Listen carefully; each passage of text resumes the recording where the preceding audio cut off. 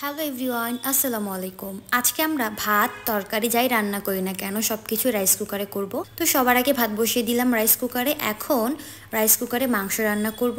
তার জন্য মাংসটাকে ভালো মতো ম্যারিনেট করে রাখতে হবে, তাহলে খেতে বেশি মজা হবে। এখন আমি গরুর মাংসটাকে ম্যারিনেট করব।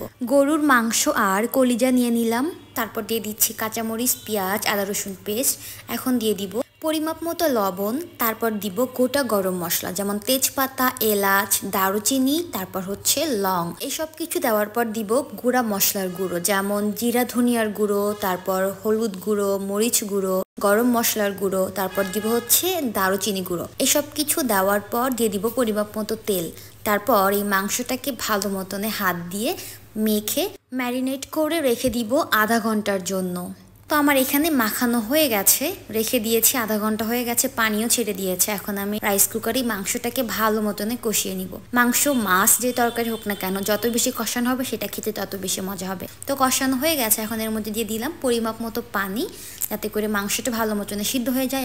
আর এখানে আমি কয়েক টুকরা মাংস উঠিয়ে নিয়েছি, এটা আমার খেতে অনেক ভালো লাগে, যাকে বলে কষানো মাংস। তো মাংস বসানোর পর দেখলাম বাহিরে প্রচুর বৃষ্টি হচ্ছে, আমাদের রান্না অলমোস্ট হয়ে গেছে, শুধু মাংসটা হয়ে গেলে রান্না কমপ্লিট। এদিকে আমি বৃষ্টি দেখতেছিলাম। তারপর আমরা এখন লাঞ্চ করব। মাছ ভাজি, ভাত আর গরুর মাংস। আর কোনো কিছু রান্না হয়নি, খুবই সিম্পল ছিল আর খেতেও ভালো ছিল। মাঝে মাঝে শুধু মাছ ভাজি দিয়েও খাবার খেতে অনেক ভালো লাগে। গরম গরম ভাত, গরম গরম মাছ ভাজি খেতে কিন্তু দারুণ লাগে। আজকের ভিডিও এ পর্যন্ত, দেখা হচ্ছে নেক্সট ভিডিওতে। আল্লাহ হাফেজ।